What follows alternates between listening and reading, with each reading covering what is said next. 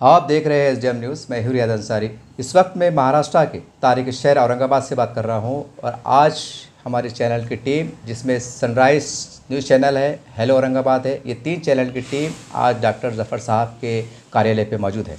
सबसे पहले जो नए दर्शक देखने वाले हैं तो मैं उनको बता दूं कि देखिए, जिस साहब का पूरा नाम है डॉक्टर ज़फ़र साहब और ये महाराष्ट्र के कांग्रेस पार्टी के जनरल सेक्रेटरी है और ऑल इंडिया कांग्रेस कमेटी अक़लियती शोबे के अंदर में काम कर चुके हैं और हिंदुस्तान की कई रियासतों में इनको ऑब्जर्वर बनाया गया है, इंचार्ज बनाया गया है और फ़िलहाल इनका परभनी का इंचार्ज इनके पास है। और बड़ी खिदमत रही हैं मुल्क की सतह पर, और ख़ास करके राहुल गांधी, सोनिया गांधी, इनके बॉस और प्रियंका गांधी, ये करीबी ज़राए से में इनका शुमार होता है। और आप सबको पता है कि महाराष्ट्र में 2 माह के बाद विधानसभा चुनाव आने वाले हैं और मुख्तलिफ़ ज़राए से हल्के से हमें ये इत्तला मिली कि साहब भी पूर्व से या मध्य से एक इच्छुक उम्मीदवार की हैसियत से लड़ने के ख्वाहिशमंद है, पूर्व से लड़ने के। तो चलिए हम जानना चाहते हैं कि और मामला क्या है और इलेक्शन की सूरत हाल किस तरह रहने वाली है और आगे इनका सियासी सफ़र कैसा रहेगा। सर, हमारे शहर में आपका खैर मकदम है। और शहर हम तो औरंगाबादी हैं और तमाम औरंगाबाद लोग जानते हैं कि आप विरोधी पक्ष नेता भी रहे हैं और कांग्रेस पार्टी के बड़े वफादार एक सिपाही के तौर पर माने जाते हैं। आज आपके मन में ख्याल आया है कि मैं पूर्व से इलेक्शन लड़ूँ, तो ये ख्याल आपको किस तरह से आया? बहुत बहुत शुक्रिया जनाब अंसारी साहब, आपका SDM न्यूज़ नेटवर्क का और सनराइज़ न्यूज़ डिजिटल जो नेटवर्क है इनका भी।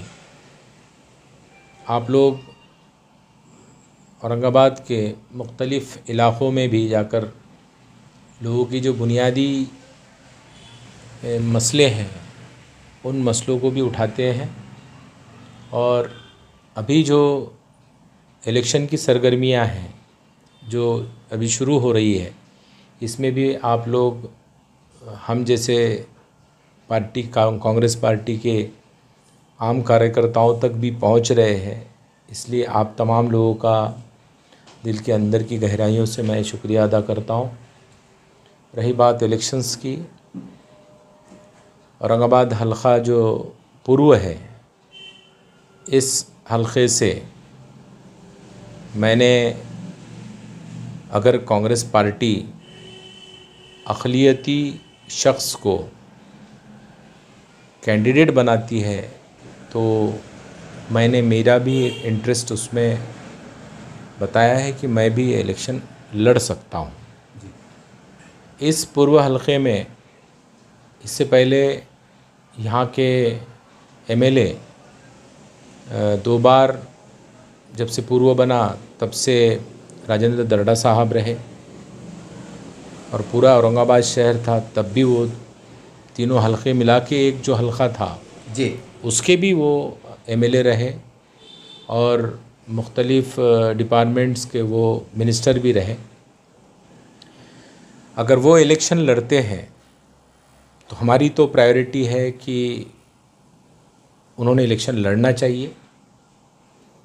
और वो एक ऐसी शख्सियत है जो डेवलपमेंट की बात करती है। और आजकल जो पॉलिटिकल लीडर्स हम जो देख रहे हैं वो हिंदू, मुसलमान और जो दूसरे तबक़ात हैं उनमें कैसे तफरीक़े पैदा करना, उस पर अपनी पॉलिटिक्स चला रहे हैं जी।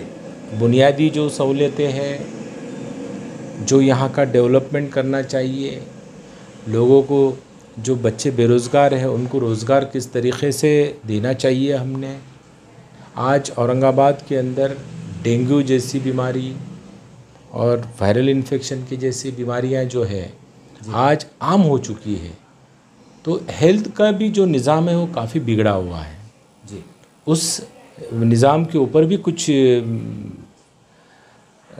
नज़रसानी इन तमाम लीडर्स की होना चाहिए जो मौजूदा अभी सत्ता में है और विरोधी जो है जी इस औरंगाबाद शहर के। लेकिन ये तमाम लोग ये सब चीज़ों से दूर है। ये सिर्फ़ एक ही चीज़ जानते हैं कि बाइफर्केशन कैसा किया जाए और अपना वोट बैंक कैसा अपने तरफ खींचा जाए। तो राजेंद्र दर्डा साहब जब तक यहाँ पर मिनिस्टर रहे तो ये तमाम चीज़ें उन्होंने नहीं की, उन्होंने सिर्फ डेवलपमेंट किया। फिर डेवलपमेंट के अंदर औरंगाबाद का जो एयरपोर्ट है उसको इंटरनेशनल दर्जे का एयरपोर्ट बनाने का भी काम उन्होंने किया। बाद में यहाँ से जो हाजी लोग हैं उनको डायरेक्ट फ़्लाइट का भी उन्होंने उस वक्त किया। उसके बाद अगर देखेंगे तो कैंसर हॉस्पिटल, घाटी हॉस्पिटल का भी मेडिसिन डिपार्टमेंट, ये तमाम जो उसके बाद स्पोर्ट्स के लिए, ये इस इलाके में कहीं जगह नहीं थी तो सुदगर्नी का इलाका जो है वहाँ पर एक स्पोर्ट्स का कॉम्प्लेक्स उन्होंने वहाँ स्टार्ट किया। तो ऐसे डेवलपमेंट वाले जो काम हैं राजेंद्र दरडा साहब ने किए हैं। तो हम लोग चाहते हैं कि उन्होंने वो इलेक्शन लड़ना चाहिए। अगर कुछ वजूहात की वजह से अगर वो नहीं लड़ते हैं तो, और पार्टी, हमारा जो शीर्ष नेतृत्व है जो पार्टी का, ऑल इंडिया कांग्रेस कमेटी के हमारे सदर मल्लिकार्जुन जी खड़गे साहब हैं, और युवाओं के जो नेता है, जो आज हर आम, हर गरीब, हिंदू, मुस्लिम, दलित, सिख, ईसाई, तमाम लोगों की जो मसले हैं उन मसलों को लेकर आज संसद में वो चीज़ उठा रहे हैं। उनके ऊपर ईडी की कार्रवाई की जाए, ईडी उनको तकलीफ़ दे रही है।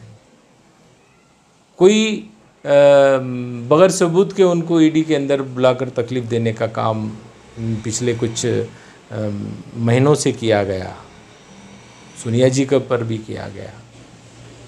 तो ऐसे देश के जो युवा हैं उनकी धड़कन अगर राहुल गांधी जी, उसके बाद महाराष्ट्र के हमारे जो सदर हैं नाना पटोले साहब, सीएलपी लीडर जनाब बाला साहब थोराट साहब, अपोजिशन लीडर विजय वडेट्टीवार साहब, और यहाँ के हमारे जो लोकल लीडर, यहाँ के मराठवाड़े के नेता अमित भैया देशमुख साहब, ये तमाम लोग अगर इस कंस्टिट्यूंसी में अक़लियती तबके का उम्मीदवार देने का अगर तय करते हैं तो मैं उस चीज़ के लिए इच्छुक भी हूँ।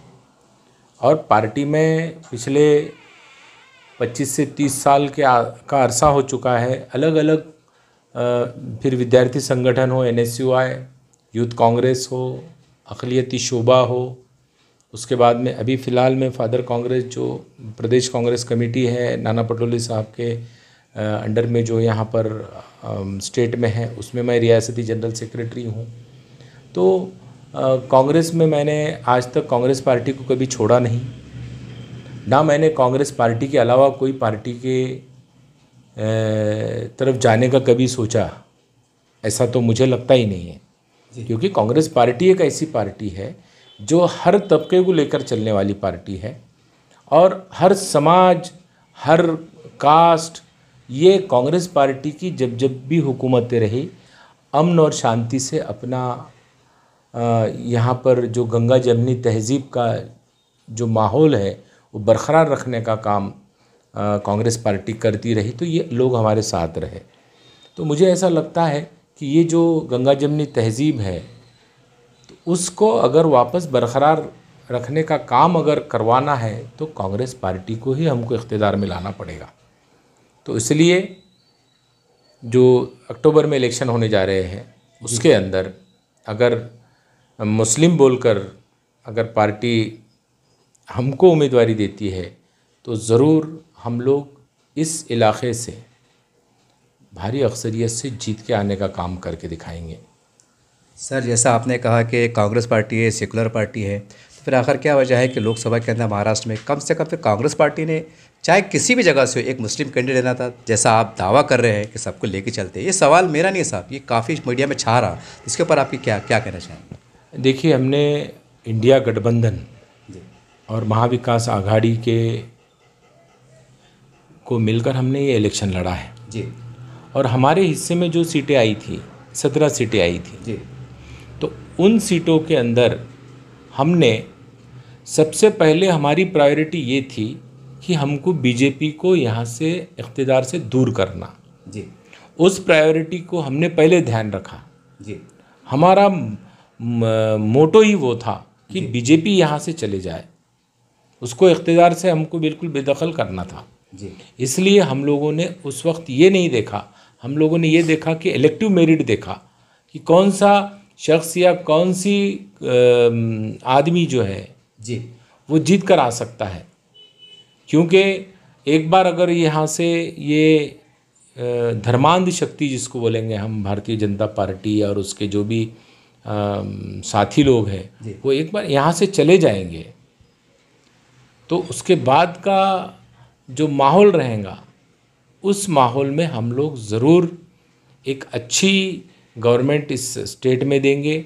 और जो लोगों में एक वो है कि भाई अक़लियती लोगों को मौका नहीं दिया गया, तो अक़लियती जो इलाक़े है या जो स्टेट्स है वहाँ से हमने प्रतिनिधित्व देने का काम किया है।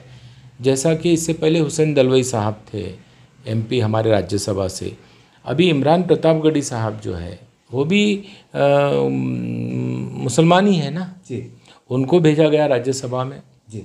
तो कांग्रेस पार्टी जो है ये तमाम चीज़ें एक साथ लेकर चलती है जी। लेकिन ये जो इलेक्शन था 2024 का, ये इलेक्शन सिर्फ़ और सिर्फ एक ही एजेंडा था इंडिया आघाड़ी का कि बीजेपी को इख्तिदार से दूर करना और उनका जो एक हुक्मी जो वो चल रहा था राज, उस राज को कहीं ना कहीं पर ब्रेक लगाना। तो उसके अंदर काफ़ी हद तक हम लोग कामयाब हो चुके हैं। सर, जैसा अभी आपने राइंदा दर्रा बाबू जी का जिक्र किया, काफ़ी उनके काम गिनवाए, इस पर कोई शक नहीं साहब, मैं भी जिम्मेदारी से कह सकता हूँ क्योंकि मैं औरंगाबाद का हूँ, एक सामाजिक कार्यकर्ता भी साथ में, उनकी वाकई काम काबिल सताइश है। सवाल ये है साहब फितरतन कि जब कांग्रेस पार्टी के इतने बेहतर काम रहे या साहब के बेहतर काम रहे, तो फिर आखिर क्या वजह है कि MIM पार्टी जो अपने हैदराबाद में अलग उसमें रियासत में उनका एक जो भी है दबदबा है, वो अचानक एक आंधी तूफान की तरह आती है और यहाँ पर एक सेकुलर जो गढ़ माना जाता था कांग्रेस का, और वो जो है तो वो लहर में वो बह जाती है, इसका वो कमज़ोर पड़ जाती है। ऐसी क्या वजूहत रही कि MIM जिसका कोई नाम भी नहीं था, कोई वर्ग भी नहीं था, उसके बाद भी उन्होंने कामयाब झंडे गाड़े? आपने अभी जो पार्टी का नाम लिया, तो हर पार्टी को इलेक्शन लड़ने के इख्तियारात हैं जी। और ये औरंगाबाद की ख़ासियत है कि औरंगाबाद के जो लोग हैं, यहाँ के जो मतदार हैं, वो हर पार्टी को मौका देते रहते हैं जी। इससे पहले यहाँ पर मुस्लिम लीग भी आई जी। मुस्लिम लीग के डिप्टी मेयर तक बने तकी हसन खान साहब जी। उनके कारपोरेटर्स थे। जी। वैसा ही MIM को भी लोगों ने मौका दिया कि भाई कुछ ये बेहतर और कर सकेंगे, लेकिन वो बेहतर करने के लिए एक काउंट भी होना पड़ता है। अगर हमारी कोई मुतालिबात है, हमारी जो डिमांड्स है, वो हमको अगर मनवाना है तो हमारे पास काउंट होना पड़ता है। जी। काउंट का मतलब ये है कि हमारे पास में उतने MLAs होना पड़ता है, एक दबावगढ़ तैयार होना पड़ता है। जी। जैसा आज कांग्रेस है, कांग्रेस के पास में आज तकरीबन 40 के आसपास MLAs हैं। जी। तो एक दबावगढ़ रहता है उसके अंदर। जी। और अपनी डिमांड्स मंजूर करने के लिए काफ़ी हो जाता है ये दबावगढ़। तो औरंगाबाद के लोगों ने समझा था कि ये लोग कांग्रेस से या और दूसरी जो हमारी अलाइज वाली पार्टियां हैं उनसे बेहतर काम कर सकेंगे, लेकिन वैसा लगता नहीं है। जी। तो उस हिसाब से लोगों ने इनको मौका दिया। जी। लेकिन अब ऐसा लगता है कि आने वाला जो वक्त है, तो यहाँ की जो हमारी आवाम है, यहाँ के जो हमारे वोटर्स है, वो अब जो पार्टी हमारी सिक्योरिटी दे सकती है, जी। जो हमारे हेल्थ के इश्यूज़ के लिए कुछ कर सकती है, जो हमारे एजुकेशन के लिए कर सकती है और हमारा बेरोज़गारी जो है उसको दूर कर सकती है, वैसी पार्टी को मदद करेंगे, और वो है कांग्रेस सिर्फ। जी। तो इसके लिए ये तमाम चीज़ें पॉलिटिक्स में होती है, एक पार्टी आती है, दूसरी पार्टी जाती है, लेकिन बाद में लोग ऐसी पार्टी के साथ चले जाते हैं, जैसा अभी लोकसभा इलेक्शन में देखा है हमने। जी। कि ये लोग हमारा जो शरीयत का क़ानून है उसके ऊपर उसकी मुदाखलत तो करने का काम कर ही दिया ये लोगों ने जी। बहुत से मामलात में। और बाकी अब ये यूनिफॉर्म सिविल कोड लेके आने वाले थे। जी। उसके बाद में जो हमारे जो संविधान है, जिसको आइन कहेंगे हम, जी। वो बदलने की पूरी तैयारी थी इनकी। लेकिन इस मुल्क के, इस रियासत के जितने भी हमारे मुस्लिम हैं और जो हमारे पिछड़े लोग हैं, आदिवासी हैं और हमारे जो मागास वर्गीय है जिसको हम दलित बोलेंगे, ये तमाम लोगों ने एक साथ आकर महाविकास आघाड़ी यानी कि इंडिया आघाड़ी इसके साथ जाकर यहाँ पर बीजेपी को रोकने का काम किया। इसकी वजह से आज संसद के अंदर वो कोई भी चीज़ अपनी मनमानी नहीं कर सकते। तो इसके ऐसा नहीं है कि यहाँ पर हमेशा ही एक पार्टी जीत के आए। जी लोगों को अगर लगता है कि बेहतर कांग्रेस कर सकती है तो कांग्रेस के साथ आ जाते हैं लोग। जी मुल्क में वैसा ही हुआ, अभी उत्तर प्रदेश में वही हुआ, जी कर्नाटक में वही हुआ, तेलंगाना में वही हुआ कि वहाँ के जो अक़लियती है ख़ुसूसन मुसलमान, इन लोगों ने कांग्रेस को एक साथ पूरे अपने वोट दिए और बीजेपी को इख्तिदार से दूर करने का काम किया। शुरुआत तो हो चुकी है और आने वाला जो अभी कैबिनेट इसका इलेक्शन है हमारा विधानसभा का महाराष्ट्र का, इसमें महाविकास आघाड़ी की सरकार आएंगी और कांग्रेस की सीटें ज़्यादा से ज़्यादा जीत कर आएगी। सर, जब चुनाव का मौसम आता है तो आपको भी पता है कि आपकी जो विरोधी पार्टियां होती हैं वो ख़ासकर जो सेकुलर पार्टी से जुड़े हुए जो लोग हैं, इसमें कांग्रेस पार्टी भी आती है, राष्ट्रवादी भी आती है। इनके ऊपर एक इल्ज़ाम लगता है, एक आरोप लगता है कि भाई ये लोग पार्टी में रहकर शतरंजियाँ उठाना, कुर्सियाँ लगाना या पार्टी के ज़्यादा वफादार रहना और कौम के प्रति थोड़ा दूर रहना, एक खुला एक इल्ज़ाम तराशी होती है, धुआंधार भाषण होते हैं और चूँकि चुनाव आने वाले फिर शायद वो बात दोहराई जाएंगी।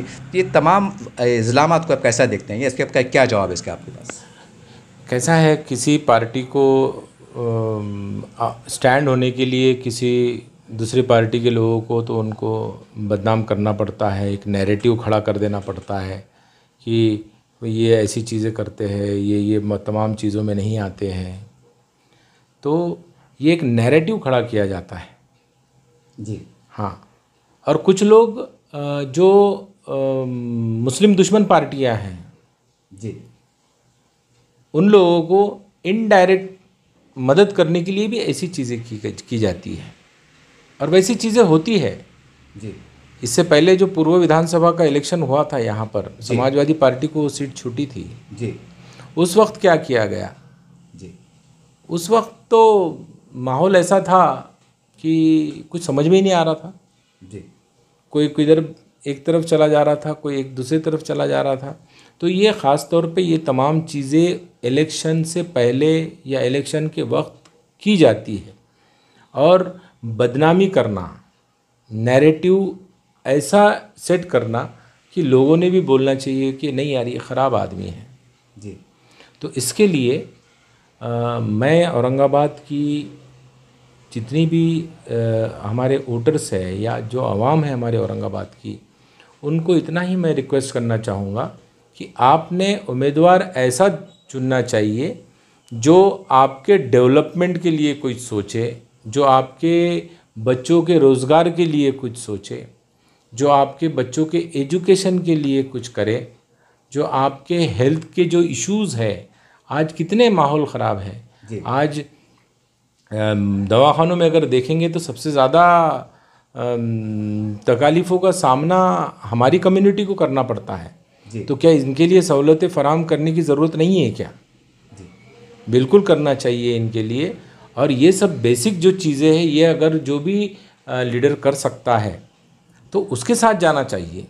मैं ये नहीं बोलूँगा कि मेरे साथ आइए करके, मैं ये बोलूँगा कि ये सब चीज़ें जो कर सकता है, जिसको इलाक़ों के हर जो वार्ड्स हैं हमारे, समझो ये हल्का है जो हमारा पूर्व या और जो भी है, वहाँ पर कौन सी प्रॉब्लम्स है, वहाँ पर हमको क्या करना चाहिए, हेल्थ के लिए हमने क्या करना चाहिए। जब मैं विरोधी पक्ष नेता था तो हम लोगों ने वखाड़ के साथ, वखाड़ कंपनी के जो मालिक हैं वो और हम लोग महानगर पालिका उसके अंदर मैं खुद था विरोधी पक्ष नेता इस नाते से, हम लोगों ने एक मल्टी स्पेशलिटी हॉस्पिटल सेंट्रल इलाके में खोलने के लिए तमाम चीज़ें कर चुके थे।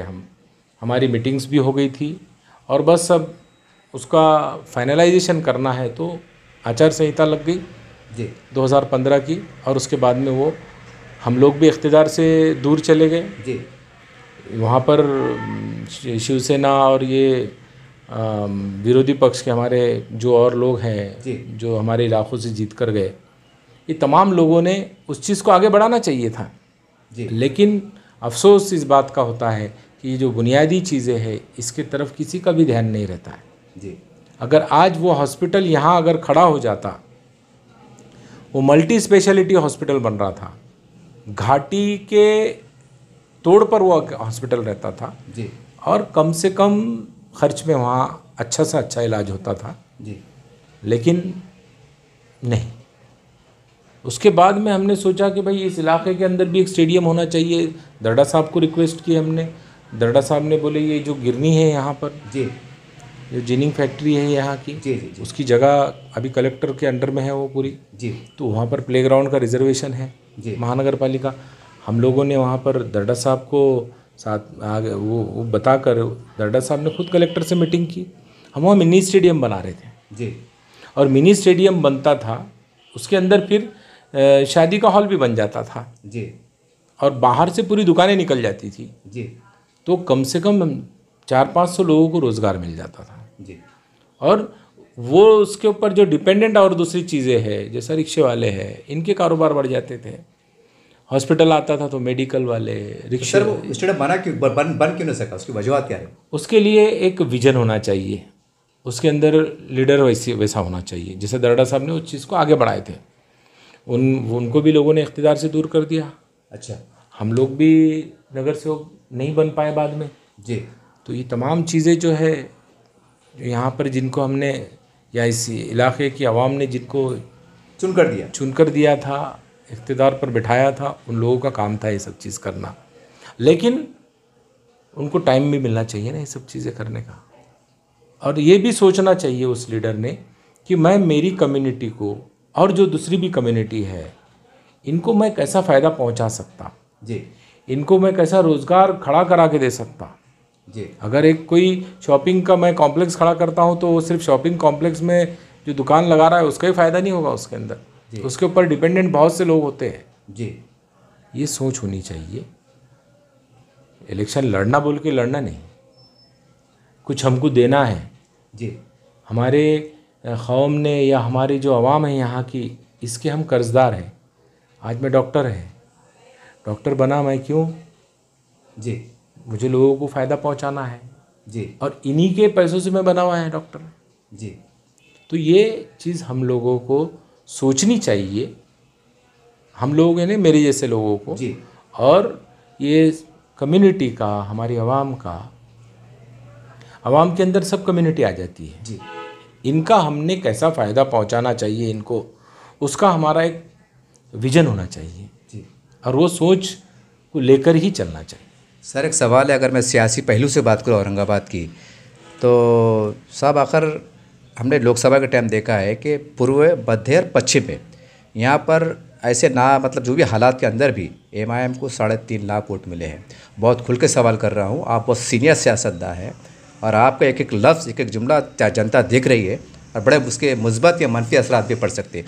इतने हालात में एमआईएम ने 3.5 लाख वोट लेना, उसके बाद विधानसभा का चुनाव आ जाना, तो आपको नहीं लगता है कि एक बहुत एमआईएम एक सेकुलर पार्टियों के लिए जिसमें आप भी आते हैं, एक बड़ी चुनौती आपके लिए साबित हो सकती है एमआईएम पार्टी? बहुत खुल के सवाल पूछ रहा हूँ मैं आपको। नहीं देखिए, पार्टियाँ वो भी एक पार्टी है और हमारी भी कांग्रेस भी एक पार्टी है और दूसरी भी पार्टियाँ हैं, सब एक दूसरे के लिए चुनौतियाँ तो होती ही हैं जी। लेकिन यहाँ की औरंगाबाद ज़िले की जो आवाम है या वोटर्स है, उन्होंने सोचा कि नहीं, एक एजुकेटेड आदमी है और संसद में भी बोलते हैं, तो उनको हमने देना चाहिए वोट। जी। उस नज़रिए से लोगों ने वोट किया और उनके अगेंस्ट में भी लोगों ने वोट किया। जी। मुस्लिम समाज ने भी अगेंस्ट में भी वोट किया। जी। तो एक पढ़ा लिखा और सोच समझ रखने वाला जी। लीडर बोलकर लोगों ने उनको वोट दिया। पार्टी नहीं देखी उसमें। जी। आदमी देखा जाता है, पार्टी नहीं देखी जाती है। जी। जो हमारे लिए आवाज़ उठा सकता है, जी। रास्तों पे आवाज़ उठाना अलग बात है। जी। संसद जहाँ पर कानून बनता है, जी। विधानसभा हो, हमारे मनपा का सभागृह हो जी या लोकसभा हो, जी वहाँ पर आवाज़ उठाने वाला चाहिए। यहाँ उसने बात नहीं किया तो ठीक है, चलेगा, लेकिन वहाँ आवाज़ उठा के लोगों को उसने उनके जो मसले मसाइल है वहाँ पर जो तमाम गवर्नमेंट की मशीनरीज़ हैं जी उन तक वो पहुंचना चाहिए। और उस संसद हो या विधानसभा हो या विधान परिषद हो या महानगर पालिका की हमारा सभागृह हो, ये वो जगह है जहाँ पर ये आवाज़ उठाई जा सकती है। जी जो आदमी आवाज़ ही नहीं उठा सकता है तो वो किस लिए? जी तो लोगों ने ये सोचा कि नहीं, ये कुछ तो भी करेंगे, अच्छा करेंगे। तो उस हिसाब से लोगों ने वोट दिया उनको। जी नहीं, विधानसभा लेकिन वो जो वोटिंग पैटर्न 2019 में नज़र आया था, जी वो ये 2024 में नज़र नहीं आया। जी और रही बात विधानसभा में, विधानसभा और लोकसभा के इलेक्शन का जो व्यू होता है लोगों का, जी एक पैमाना कैसे कह सकते हैं? हाँ, वो अलग होता है। जी विधानसभा के अंदर लोग अपना जो नुमाइंदा होता है वो ऐसा चुनना चाहते कि जो आसानी से अवेलेबल हो सके, जिसको वो लोग जानते हैं, जी वो लोगों को जानता है अपने हलके के।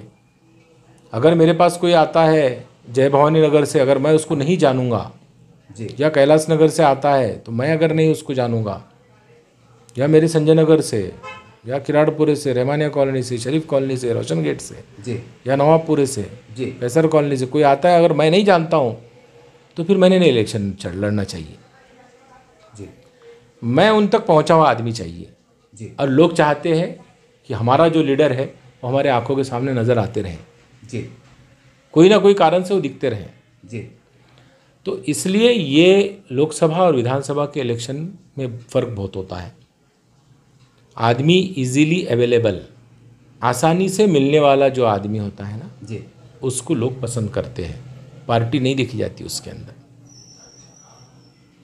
और उसके बाद में उसने अगर काम करने में या मिलने इसमें अगर कोई कोताही की तो लोग आने वाले इलेक्शन में उसको भी उसका घर का रास्ता बताते हैं।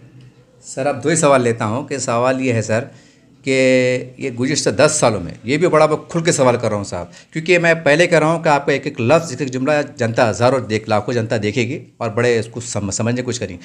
गुज़िश्ता 10 सालों के दरमियान आप बहुत सीनियर हैं औरंगाबाद के, आप यहाँ की सियासी नस्ल को पहचान सकते हैं। आखिर क्या कौन सी ऐसी वजूहत रही कि हिंदू मुस्लिम के अंदर दूरियाँ बढ़ी, नफ़रतें बढ़ी, यहाँ पर हिंदू मुस्लिम का एक अजीब गरीब एक त्यौहार, एक माहौल देखने को मिला? इसका सबसे बड़ा कारण क्या मानते हैं आप? हिंदू और मुसलमान की जो दूरियां हैं 2014-15 के पहले नहीं थी यहाँ पर। वही पूछना है कि वजूहत क्या है? नहीं थी जी 2014-15 में जब इक़्तिदार पर बीजेपी के लोग आए, जी वो अपने हिंदुत्ववादी भूमिका में चलते रहे। जी इधर से MIM के लोग आए, जी वो मुस्लिम वाली बात करते रहे। जी तो इसके वजह से एक दीवार खड़ी होना चालू हो गई दो समाज के अंदर। जी उसके बाद कुछ ही दिन बाद देखा गया तो शाहगंज में एक दंगल हो गई, जी वो भी हिंदू मुसलमान हो गई। जी फिर बाद में अभी पिछले साल 1.5 साल पहले किराड़पुरा में भी दंगल हो गई। जी लेकिन इसमें जो लीडर होता है, जी मुझे ऐसा लगता है कि औरंगाबाद में उस टाइप का लीडर नहीं है जो दोनों कम्युनिटी को चलता हो या दोनों कम्युनिटी उसकी सुन सकती हो। जी अगर लीडर रहा, जैसे दरडा साहब थे, हिंदू भी सुनते थे, मुस्लिम भी सुनते थे, दलित समाज के भी लोग सुनते थे, जी तो उनके इख्तिदार में कभी दंगे फिसाद नहीं हुए। जी और प्रशासन कैसा चलाना चाहिए, एडमिनिस्ट्रेशन कैसा चलाना चाहिए, वो लीडर को समझना चाहिए। जी हर चीज़ रास्ते पे नहीं होती है। सर, बीच में रोक के सवाल कर लेता हूँ, जहन में आ गया। देखिए कि चुनाव के अंदर हम देखते हैं कि एक नारा जो बड़े अजीब गरीब है। एक तरफ से जय श्री राम का नारा बुलंद होता है, एक कम्युनिटी नारा लगाती है, एक तरफ से नारे तकबीर अल्लाह अकबर की सदा बुलंद होती नारे लगते हैं। क्या आपको लगता है कि नारों से, इस तरह के नारों से भी कहीं ना कहीं सियासत जहर आलूद हुई है? नहीं, देखो, वो लोगों ने भी, भारतीय जनता पार्टी और उनके जो भी साथी लोग हैं, उन लोगों ने भी इस टाइप के नारे नहीं देना चाहिए। अब जय श्री राम का नारा आप लोग लगाएंगे और किसी के ऊपर हमला करेंगे। श्री राम जो थे जी तो भारतीय जनता पार्टी और उनके जो साथी हैं, जी वो लोग जो जय श्री राम का नारा लगाते जी और किसी के दुकान जलाना या किसी के पर हमला करना या किसको ज़बरदस्ती जय श्री राम बोलने लगाना, ये आइन के हिसाब से गलत है। जी क्योंकि श्री राम जो थे वो मर्यादा पुरुषोत्तम थे। उन्होंने अमन का पैगाम दिया था। जी वो जब वनवास में गए, वनवास में जाना पसंद किया लेकिन गलत काम करना नहीं पसंद किया था। तो ऐसे शख्स का नाम लेकर माहौल को ख़राब करना ये हिंदू मज़हब में नहीं है। और दूसरा जो है, ये नारे तकबीर अल्लाह अकबर वाला आपने जो बात की, ये लगता है सर, ये हाँ, नहीं लगाना चाहिए। इस्लाम जब ख़तरे में आता है जी तो उस वक्त मुझे ऐसा कुछ लोगों ने, कुछ उलमाओं से भी मैंने बात की, तो उस वक्त ये नारा लगाया जाता है। जी तो आज तो वैसे हालात नहीं है। जी हम हमारे मर्ज़ी से, हम हमारे तौर तरीक़े जो भी है जी वो हमारे हिसाब से ही कर रहे हैं हम लोग। जी हम पर कोई ऐसी आकर जुल्म और ज़्यादती यहाँ पर तो नहीं कर रहा है। जी तो ये जो भी चीज़ें हैं, मज़हबी जो चीज़ें हैं, वो पॉलिटिक्स में नहीं लाना चाहिए। ना मैं जय श्री राम के नारे के ख़िलाफ़ हूँ या नारे तकबीर अल्लाह अकबर के नारे के ख़िलाफ़ हूँ, ऐसा नहीं है। लेकिन ये मज़हबी जो नारे हैं ये पॉलिटिक्स में नहीं आना चाहिए। जी पॉलिटिक्स अपनी जगह अलग होती है और मज़हबी जो मामलात रहते वो मामलात अलग होते हैं। तो इसके वजह से ज़बरदस्ती माहौल ख़राब होने का काम होता है, हिंदू मुस्लिम हो जाता है। जी सर, एक सवाल आखिरी जाते आते कि आपको दरड़ा साहब के बहुत मतलब पुराने उनके रुफ़ा में से है, चाहने वालों में से है, और आपने दरड़ा साहब का जिक्र किया, तो मान लीजिए एक एग्जांपल के तौर पर अगर दरड़ा साहब का नाम अनाउंस होता है तो क्या वही पुरानी रविश जैसा मुसलमान पहले 10 साल पहले 15 साल पहले इनको चाहते थे, एक वालियाना मोहब्बत का लगाव का इजहार करते थे, आप जैसे कार्यकर्ता वाकई एकजुट के एक मुजाहरा होगा देखने में आ सकता है ऐसा अगर दरड़ा साहब को टिकट मिलता है तो?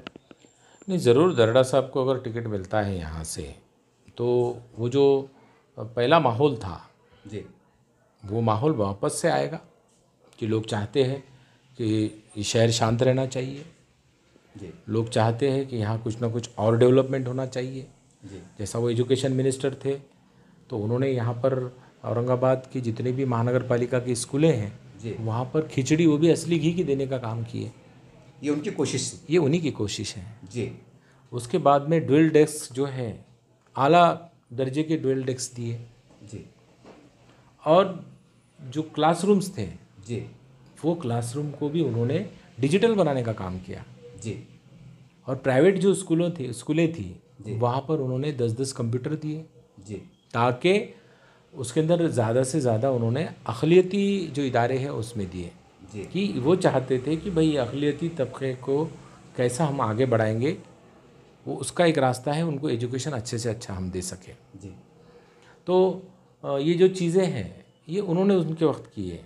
और मैं उस वक्त विरोधी पक्ष नेता था, तो विरोधी पक्ष नेता होने के नाते इस शहर के अंदर मैं कुछ चीज़ें आपको 1-2 मिनट में बता दूं। बता दी कोई मसला नहीं। कि जब विरोधी पक्ष नेता था मैं जी तो औरंगाबाद में पानी की बहुत किल्लत, जी डैम जो है हमारा डेड स्टॉक में चला गया था जिसको जी। मृत साठा बोलते हैं। जी उसके बावजूद गवर्नमेंट महाराष्ट्र में कांग्रेस की थी। जी दरड़ा साहब मिनिस्टर थे, बाला साहब थोराट साहब जो थे यहाँ के पालक मंत्री थे, जी और पृथ्वीराज चौहान सीएम थे।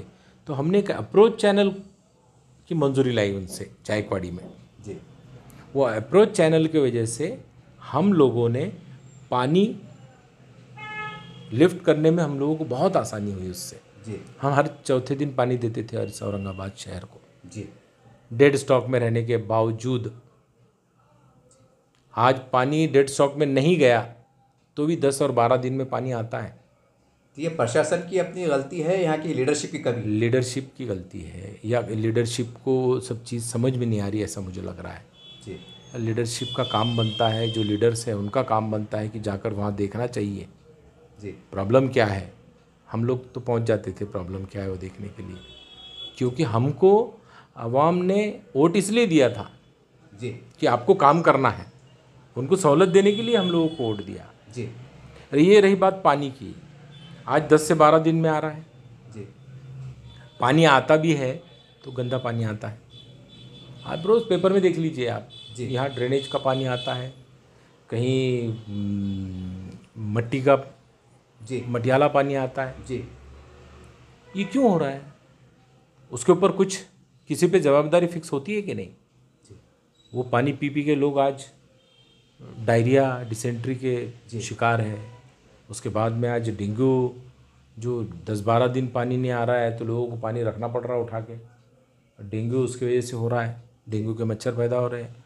उसके बाद वायरल इन्फेक्शन इतने ज़ोर से चल रहा है, ये सब पानी की वजह से। आप वो चीज़ नहीं करोगे तो ये ऐसे ही चलता रहेगा। उसके बाद अगर दूसरी इम्पोर्टेंट जो चीज़ की थी हमने एजुकेशन के अंदर, तरडा साहब शिक्षण मंत्री थे, इसलिए यहाँ पर जो कई सालों से असिस्टेंट टीचर थे वो लोगों के प्रमोशन नहीं हो पा रहे थे, HM बोलकर। जी मैंने भापकर साहब आयुक्त थे, जी बैठ के उनसे बात की, बात करके हमने मौलाना आज़ाद रिसर्च सेंटर में जी एक ही दिन में 41 असिस्टेंट टीचर, 41 असिस्टेंट टीचर जिनको हमने HM बनवाया। ये औरंगाबाद की बात? औरंगाबाद महानगर पालिका की बात कर रहा हूँ जी। उसके बाद औरंगाबाद में तकरीबन 54 कब्रिस्तान है अनकरीब जी।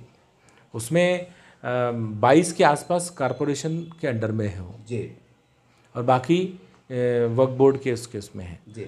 तो उस वक्त हमारे सामने एक चीज़ आई थी कि मसन जोगी जो है जी, उन लोगों को कॉन्ट्रैक्ट बेस पे हम लोग ले रहे थे। जी। तो मैंने ये बात की उस वक्त वहाँ पर कि जब मसन जोगी को हम लोग कॉन्ट्रैक्ट बेस पे ले रहे हैं, वैसे ख़बरस्तानों में भी काम करने वाले जो लोग होते हैं हमारे, वॉचमैन हो या खबर खोदने वाले हो, जी, ये भी उसी टाइप का काम करते हैं। सही बात। जी। ये दफनाने का काम करते हो, अंतिम संस्कार करने का काम, जी। अंतिम संस्कार करते हो। जी, जी।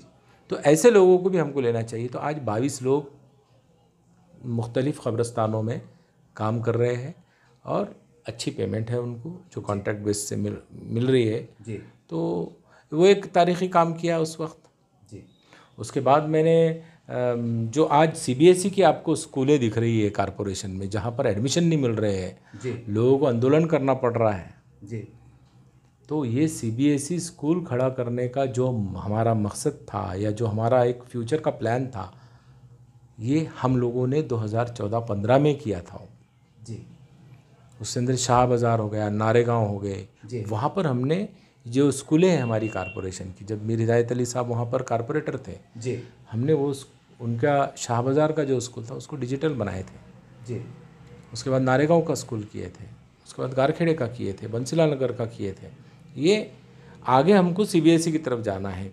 जो प्राइवेट स्कूलें हैं बहुत फ़ीस लेती है साहब, जी। तो वो कैसा उसको कम करना है। तो आज 500-700 रुपये में आज हम लोग जी, हर एक बच्चे का एक महीने का कारपोरेशन ले रही है और CBSE के तकरीबन मेरे हिसाब से 14 या 15 के आसपास स्कूलें। जी।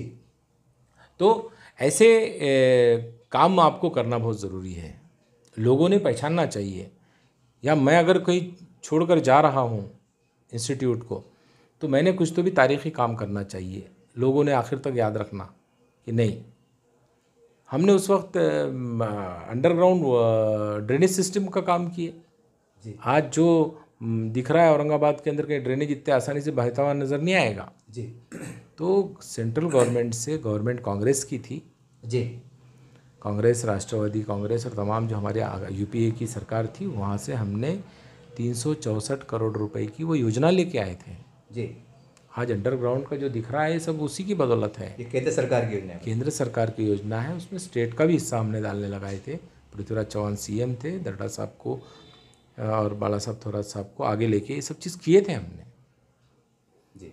उसके बाद में हमने यहाँ पर लाइट बिल का इतना प्रॉब्लम आता था महानगर पालिका में, तो 110 करोड़ रुपए हमने केंद्र शासन से लेके आके यहाँ एलईडी लाइट्स लगाए पूरे। जी। जिसकी वजह से हमारी बिजली की बचत हो गई। जी। तो और ऐसी बहुत सी चीज़ें हैं जो मैं बता सकता हूँ, जी। क्योंकि मैंने इस शहर के लिए किए भी है वो चीज़ें एज अ अपोजिशन लीडर, और मेरी जिम्मेदारी बनती थी और वो हमने किए हैं। आज ये बड़े बड़े रास्ते जो दिख रहे हैं ये उस वक्त हम ही लोगों ने बजट में डाल कर करे हुए रास्ते हैं, लेकिन उसके नारियल या उसके उद्घाटन तो किसी दूसरों ने करे हैं। जी। देखिए, इस तरह से डॉक्टर ज़फ़र साहब से तमाम तफसीली गुफ्तगू हुई, तमाम बातें आपके सामने हैं। क्योंकि हम भी औरंगाबाद से ताल्लुक़ रखते हैं, काफ़ी लोग हमारे टच में रहते हैं, कुछ सवाल करते रहते हैं, कुछ सोशल वर्कर है, कुछ छोटे बड़े कार्यकर्ता है, नेता है, वो पूछते हैं शहर में क्या चल रहा है, किसकी हवा चल रही है, कौन खड़े रह रहा है, कौन नहीं खड़े रह रहा है। क्योंकि हम भी एक समाज का हिस्सा है, तो हमारे दायित्व बनता है कि हम भी कुछ ऐसी चीज़ें सामने लाने की कोशिश करें जिसको जनता के सामने पहुँचाई जा सके। ये हमारी जवाबदारी, जिम्मेदारी है। क्योंकि मैं भी औरंगाबाद का रहने वाला हूँ, तो मैं चंद सवालात की रोशनी में 2-3 सवाल करना चाहता हूँ कि वाकई ये सवाल बड़ा अहमियत का हामिल है कि जब दर्रा साहब मिनिस्टर थे, आमदार थे, तो उस वक्त औरंगाबाद में कोई हिंदू मुसलमान फिसाद नहीं हुआ था, हिंदू मुसलमान में दूरियाँ भी नहीं थी। ये इतना कड़वा सच है कि शायद बहुत से लोग नहीं माने, लेकिन जो रोशन ख्याल है, जो पुराने लोग हैं, इनको पता है कि दर्रा साहब के दौर में ऐसा नहीं हुआ था। उसके बाद में जो हालात वो हुए, सवाल ये है कि जब हालात जो भी हुए, सियासत में बदला हुआ, मुसलमानों का खास कर कितना फ़ायदा हुआ। इस वक्त मैं हिंदू और मुसलमान की बात बिल्कुल नहीं करूँगा, लेकिन चूँकि बात अक़लियतों की हो रही है तो सवाल फितरी तौर से मुसलमानों की तरफ चला जाता है। अब मुसलमानों को, तमाम आवाम को उनको सोचना चाहिए, बड़े दिल से, ठंडे दिल से सोचना चाहिए कि आपका फ़ायदा क्या हुआ। ठीक है, आपने स्कूल आ लिया, नाम बोलने की ज़रूरत नहीं है। आपको प्रैक्टिकल में क्या मिला? क्या कब्रिस्तान मिले, क्या शादी खाने मिले, क्या आपको कोठा मिला, क्या आपकी वक्त जायदाद छुड़ा के दी गई, क्या आप वहाँ जाके बसे, क्या वहाँ के आप आबाद हुए? ये ऐसे सवालात हैं जो आपको पूछना चाहिए, जिसको आप बड़ा मानते हैं, इसको पूछना चाहिए कि साहब वो सब छोड़ दीजिए, औरंगाबाद में आपने प्रैक्टिकल में क्या किया है। खाली मोदी साहब को गालियाँ देना, अमित शाह को बुरा बोलना, इसको राजनीति नहीं कहते साहब। हमारी औरंगाबाद की शहर की गलियों की, सड़कों की, दबे कुचले हमको अगर इंसाफ नहीं मिलता है, विकास नहीं मिलता है, तो क्या फ़र्क रह जाता है फ़िरका परस्त की राजनीति में और हमारी राजनीति में। हमारे से बरात मिलता है जिसको हम मानते हैं या बड़ा मानते हैं। ये सवाल मेरा नहीं था, जनता के बीच गर्दिश करता हुआ सवाल था। बातचीत की रोशनी में मैं इस चैनल के माध्यम से आप तमाम के सामने, जनता के सामने रखने जा रहा हूँ। ज़रा ठंडे से गौर कीजिए और विधानसभा में ख़ास करके हम हमारे शहर को हिंदू मुस्लिम की नफरत की राजनीति से कैसे बचा सकते हैं, उसकी सोच के साथ आगे चलिए। ये एक जनता की राय है, एक मशवरा निकल के आ रहा है। बाकी आप जनता है और आपकी अदालत में सवाल हम रखने जा रहे हैं। देखते रहिए आप चैनल को। जय हिंद, जय महाराष्ट्र।